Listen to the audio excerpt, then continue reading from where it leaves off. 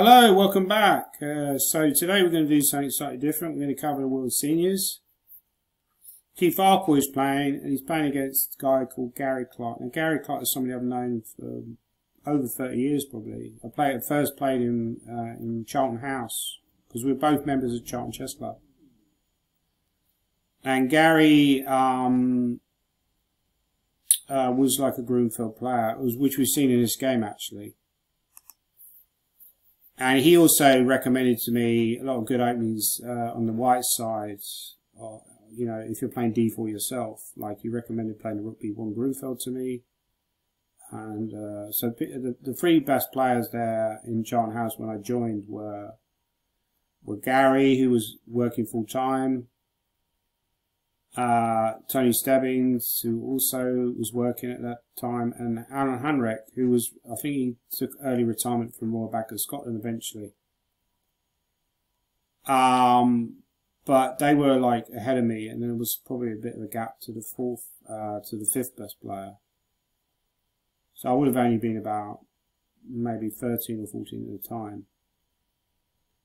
I can't remember, but this extended till like the mid-1990s, right? I would attend Charlton Chess Club.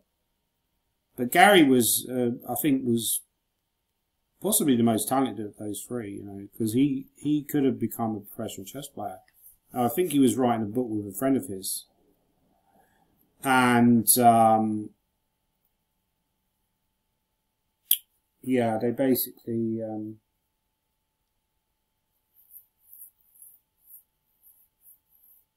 yeah, sorry, I'm getting a bit tired because I did an earlier video on the same subject, but the problem was the screen froze. So I think if you go past a certain time, the screen will freeze. So I'll try not to make this too long. I'll try to do about 20 minutes. But yeah, he was writing a book with a friend of his, I think, and then he said, oh, you know, he realised he wasn't really, you know, motivated to do it. So he ended up getting a job working for the Metropolitan Police. And he had a very long and pretty successful career doing that. And it's a much more sustainable income than, you know, being a chess player and relying on chess earnings. So, sensible decision. In this particular game, Keith has played very typical G3 Grunfeld. Let's get to the position on the board. Keith has played a very typical Keith move, actually, the last move, and he's got a particular idea in mind. Yeah, actually, was that move played in the game?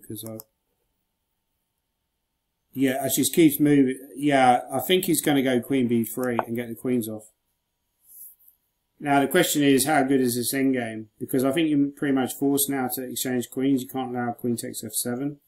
So Queen B3, A B3, there's lines like A5, B4, A B4, Bishop B4. Well, E7 is weak, right? Well, not really, but because I'm not sure you're threatening to take on C6 and give up light squares that way, but it might become weak later, and also B6 is weak. So Queen B3, A B3. I would expect Queen B3 here. Not the only move, by the way. But given that that is Keith's style, I think he'll play Queen B3. So just have a quick look at the Michael Adams game. Yeah, he's gone Bishop E3. I was looking at this position earlier. White is pretty much in control here, but at the same time, yeah, this is fairly solid stuff by Andrew Lewis, actually. He's quite a good player as well. Standing in these senior events, I mean, I'll slag them off and say, oh, these senior events are terrible. You know, these old duffers, old granddads, you know, faffing around, trying to see who will blunder first. But in fact, you've got someone like Michael Adams playing, who's a generally, you know, very, very strong grandmaster. And still very competitive in any kind of event, never mind seniors event. Won 3 strong tournaments in the UK over last year, which was the Cambridge Open, the English Championships and the British Championships, and no doubt will be competitive in the London Chess Classic later in the year, assuming that takes place. But yeah, black is very solid here, but the problem is that it's like playing against a computer that eventually you run out of play. What can black do? Black has no obvious pawn breaks, right? You could go b4 and play a4, but that's a bit slow. In the meantime, I think white is threatening to go f4 and then switch the rook to f1 and then play f5. And black can't park the knight on e7 to restrain that, because that will always run into knight c5 with a family fork. So black's got a little bit of a problem here. There's also ideas of maybe going h4, h5, making h6 a long-term weakness. So deeply unpleasant position here for Steve Dishman. I don't like his chances. Andrew Lewis, Glenn Fleer. Actually, I saw this position earlier after 95. And I thought that white was in trouble. Because the problem is, if you play me like bishop c6 here, I can just trade. And if queen d8, king b7, black must be winning. You've got light squares. If queen c6 is knight c7, right? So king e2 was played. And actually, yeah, this doesn't look very good for Andrew Lewis at all. He's another decent player. I played him before. I played him years ago, around about when I knew these people, Gary Clark and Tony Stebbins. I played Andrew Lewis. I think the first time I played him was in a county match, Kent against Essex. And he crushed me with an iron English, which is, as it's called in the Simon Williams and Richard Palliser course, where there's like a Mikhail Botvinnik English where white goes c4, e4, and then sets up this pawn chain. And Simon used to play that a lot when he was younger. And Andrew Lewis played it, and I didn't really feel comfortable in that position. It wasn't my kind of position. It was kind of a stolid kind of setup. I couldn't generate any play, and he just eventually positionally crushed me. So Andrew Lewis is a good player as well. This is quite a good team. I believe this is England B team, right? This must be the England B team, yeah, because they're all English. And they're not the A team. They're not the A team. I'm not getting on no plane, man. I'm not actually sure where this is taking place, right? Can anyone tell me in the notes where this is actually taking place? I saw a picture on Keith Arkell's Facebook where he was showing from the balcony. It looked like a beautiful place. There was a lake in the background, but it's somewhere like Macedonia, right? Or somewhere like, I know the European Team Championships, the adult and normal Team Championships, is taking place in Macedonia, I believe in November. So this might well also be in Macedonia, right? Which is, yeah, it's like quite a mountainous country in the Balkans. But again, I might be way out. Might be somewhere. It might be on Mars, right? Could be on Mars, yeah. Maybe Elon Musk has kind of finally got his rockets to Mars, and you know he's taken them all up there and all playing on Mars. The Keith Arkell, yeah, we've got this endgame that I was talking about, and black has gone h6, but you've got this Arkell endgame, which I think is actually quite a good endgame for white. But normally Keith gets his endgames and he's like equal at best, but when he's better, then you really are in trouble. So I think Gary's in for a tough one here, if I'm honest. Although h6 was a good move. You know, the problem is that a7 is this whole queenside structure is a long-term weakness. Knight f3, I think, is most likely. But if black goes e5, can black get away with that? Maybe he can get away with e5. So e5, d5, e4, take on c6, take on f3, take on d7. That doesn't work out for black, does it? Because rook d7, you have not bishop f3 because of rook d2, but you have bishop h3, right? f5. Oh, hang on, am I missing a bishop a1 in all of this? Possibly, but No, I don't think you've got time to do that. Because after bishop h3, yeah, because I'm taking on d7, I'm hitting c8. Rook d7, bishop f3, f5, I have rook a2. And I'm winning. So knight f3, e5, d5, you would probably have to move the knight. But then a7 is then weak. So unless you can go knight a5, but I'll go bishop a5, b a5, rook a5, I don't think it's enough. So knight f3, you've then got to play a move which is improving your position, but you do have bishop e6 to d5, so it's probably not that bad. A lot of play left. Yeah, knight f3, bishop e6 is a good move.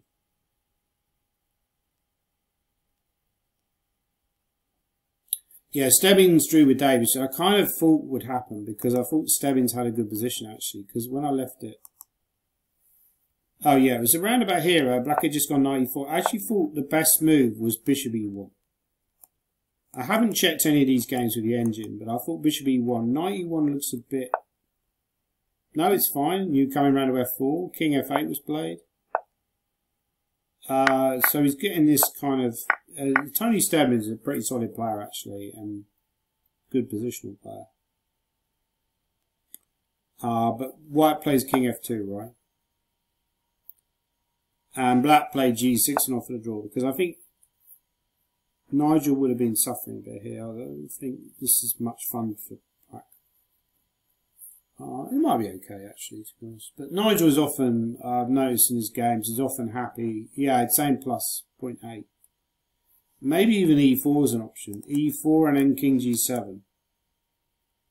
And then you consider bringing the knight round to c2, maybe propping up e4 with bishop d3 and seeing what happens. Or the other alternative, of course, is to play a move like knight d3 here. So I would definitely consider a move like e4. I think that can already be played because you can always bolster d4 now. I mean, I don't know, but I felt like earlier maybe White could have also considered bishop e1 instead of knight e1. I think knight e1 was a good move. I think a very well played game by White actually. I was just wondering whether bishop e1 was also an option. He actually quite likes knight h4, weirdly enough. And then knight comes back to g2. What about my bishop e1 move? Not bad. It's okay. Knight e1 was played, which is also pretty reasonable.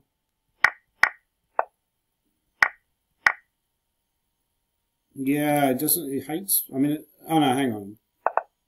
Yeah, I'm not sure you need king f2 actually, which is a natural move because it's kind of an endgame, and you bring the king in. But there's a lot of pieces left on board, so do you really need to bring the king at the moment? I guess that's the argument. Knight d3 apparently is better.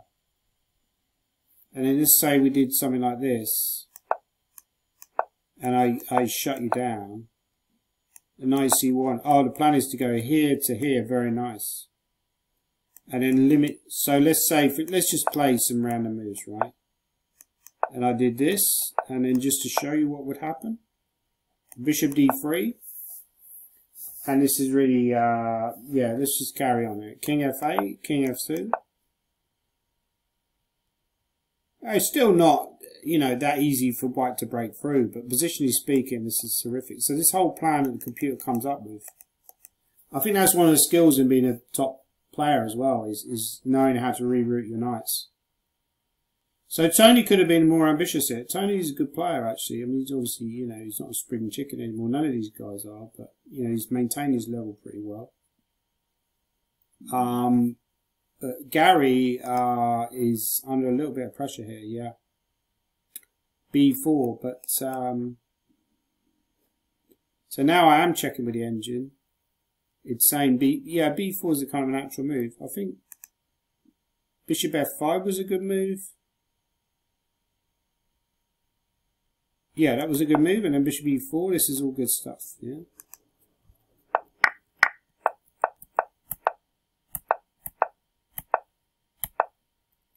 But actually, White missed a good chance here. Wow, he could have gone bishop c3. That's not an obvious move, actually.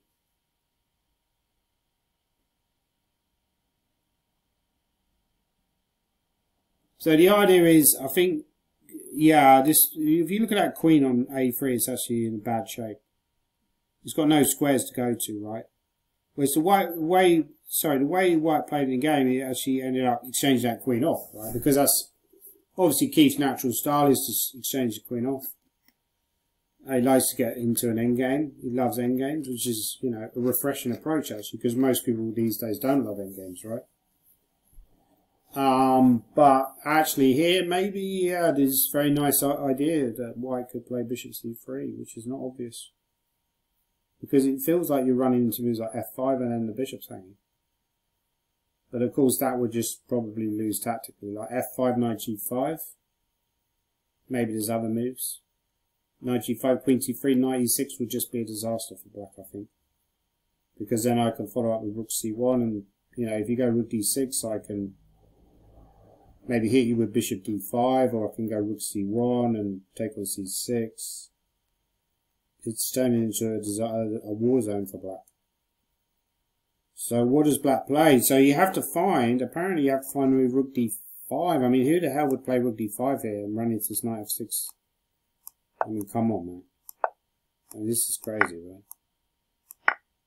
And then queen c3, typical engine line, right? Rook c1, and I mean, engine chess is like, I have a theory about chess in the future. We talk about senior chess, people come to the end of their careers. I mean, how do we see chess in, say, 50 or 60 years' time, right? Will people still be playing? Because engines are getting stronger and stronger. They're kind of refuting chess almost. I got a theory that chess in 50 or 60 years' time, for example, will look very, very different. The top level of chess, I think it would be very computer-like, even more so than it is now, in the way people play moves and the way they approach the game. There'll be a lot more. I feel the computer stuff has sunk in, but not to the degree where people are playing like engines. But I think in the future they might well, you know, there's still very human-like chess being played at most levels, at least. But yeah, we might see lines like this in the future. But this is kind of like a space age type line, right? Bishop c3. Bishop c3, beautiful move. So what can black? So why can't I play me like bishop d5? Bishop d5, maybe just go knight f6 anyway, right? No. Maybe there's also an idea of going bishop b2 sometimes, but that would run into queen a5. So I'm wondering about bishop d5. Maybe even rook c1 could be played, because then I defend the bishop. You know, what's your follow-up? You don't want to take on e4, really, because you lose the bishop pair, and I'm hitting c6. And I'm still threatening knight f6. I mean, maybe, I don't know, but I'm wondering the bishop d5, there's a rook c1, there's probably other moves I missed. Oh, rook b3, wow, that's beautiful. That's crazy, right? That's fantastic. Yeah, it's a really, really nice idea. But tough to see. The rook d5, of course, White doesn't have to take. He could probably play me like there, but then you're not better. What about queen e2? How bad is that? You're slightly better, but you're losing some edge. But it's so hard to play a move like rook d5. You're not going to. I don't think people are going to find rook d5. Bishop d5 is a much more natural move, but it just loses tactically. So yeah, this often I feel how games are decided, how well you play the middle game. But White played knight g5, which is a more human move, and it still leads to a nice position. Okay, so I was considering this move a5 earlier, but I thought it ran into. But now I'm wondering after b4, can you actually go a4? Because b4, a4, which I missed, rook a4, there's knight d4, right? Oh no, you do actually just take. You can't do this. No, that's bad because of b5, right? But a b4, bishop takes. And now e5. I thought there was d5. Ah, but you take, yeah, because I was looking at e4, rook b1, and then some kind of f5. But the problem is rook b6, but you can just go b5, and this is good. Yeah, so in the game, h6 was played, knight f3, bishop f5, rook c1, bishop e4, b4, e5, and then b5. Wow, this is impressive chess by both. This is actually the game, right? Yeah, I mean, b5 is a very impressive move. Yeah. Problems for black. Problems. I mean, you have to take on d4, right? You have to plunge into the abyss. But then it's tricky. You're basically losing the piece. Gary's behind on the clock. Can Gaz get out of this one? ED4, take on C6, take on E3. Yeah, I mean that main line doesn't look much fun for black, to be honest. Like, take on D4, take on C6, take on E3, bishop E3, bishop A1, rook A1, and then it's saying something like rook C6. With the idea that if you take on A7, I'm probably going to have a rook D1, bishop F1, bishop F3. But I'm wondering if there's like a bishop H6 in that line. It's quite hard, but then you can go A5, you start to get the pawns rolling, right? This is what black's plan is. So, but having gone E5, you must have considered, at least, the possibility that white would go with B5. Right, I mean, what else are you going to do? I guess you could consider moving the knight. But knight A5 runs into rook C8, knight E5, doesn't it not? And you lose a pawn. Although there's knight B3 there, right? Getting complicated, because E4 is also hanging these variations. And knight E5 you could take on... I think the problem is knight A5, you go rook C8, bishop A5, BA5, knight E5. And then if bishop E5... Sorry, knight E5, I think you take on G2, right? King G2, bishop E5, D5, rook C5. That leads to an interesting position as well. F4, rook B5. Something like king F3. I think white's a lot better there because of... although pawns are equal, the white's pawns are quite a lot stronger. So you probably have to plunge the abyss with ED4, but it's an interesting situation. Will Gary find this? Yeah, I feel like other moves are just way inferior, right?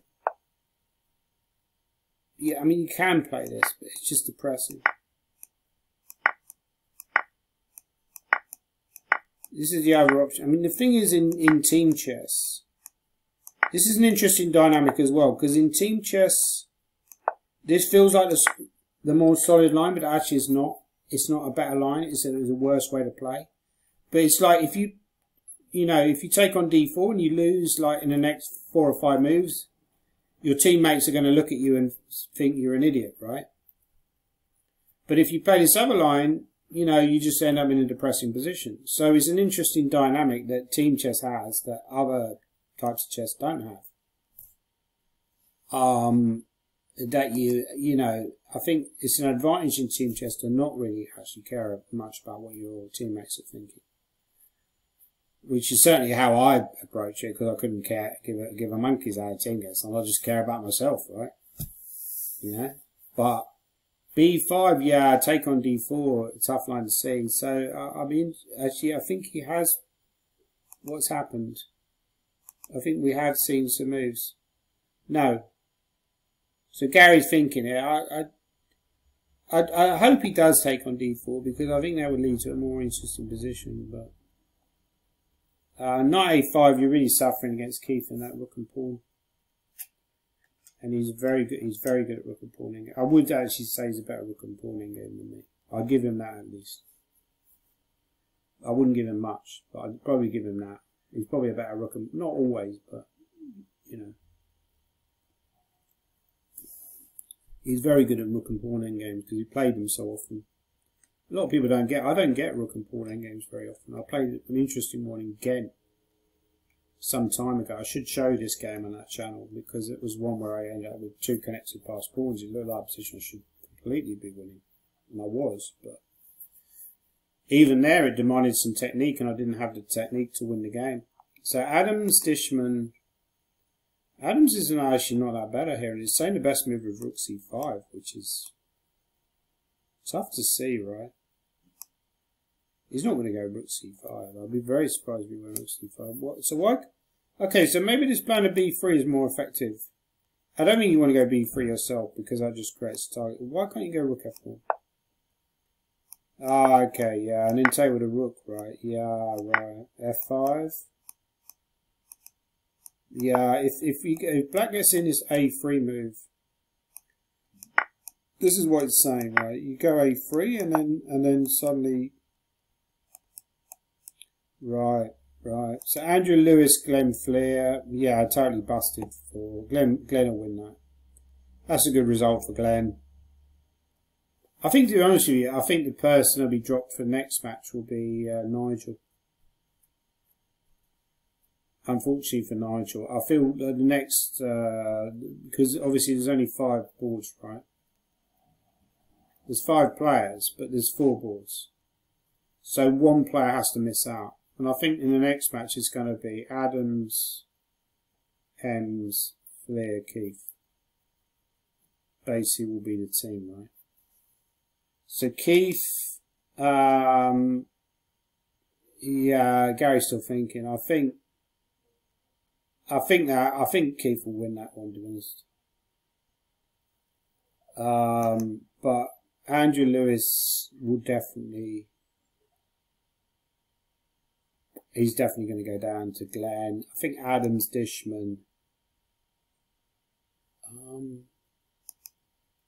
Oh, that was interesting. So here, he's played knight a7. So I was talking about how important it is to reroute the knight. It's actually a bad move.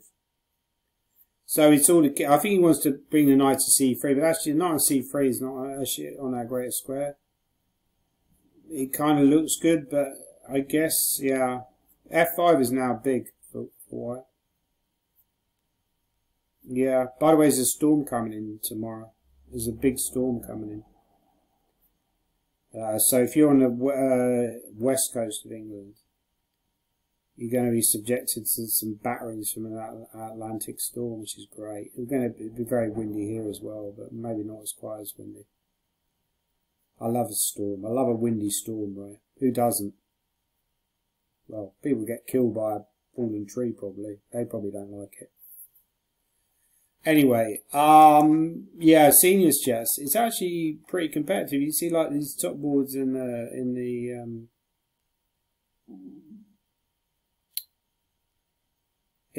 so we have had that variation, which I said was not very good for black in the Keith game.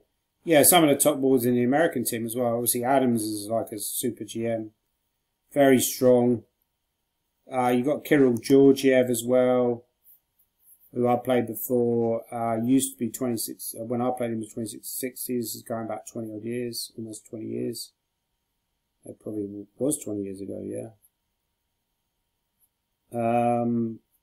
But now he's plummeted. I think maybe he's even got to 2700 at some point. Kirill Georgiev. Yeah, as I said, the last move was a blooper. Knight h7 now. Tremendous for black. Knight comes g5, f6. Really good game here by Kirill Georgiev. Looks like a Naidov, right? Naidov? Naidov, I've hit it correctly. Yeah, it looks like a Naidov, and it was a Naidov.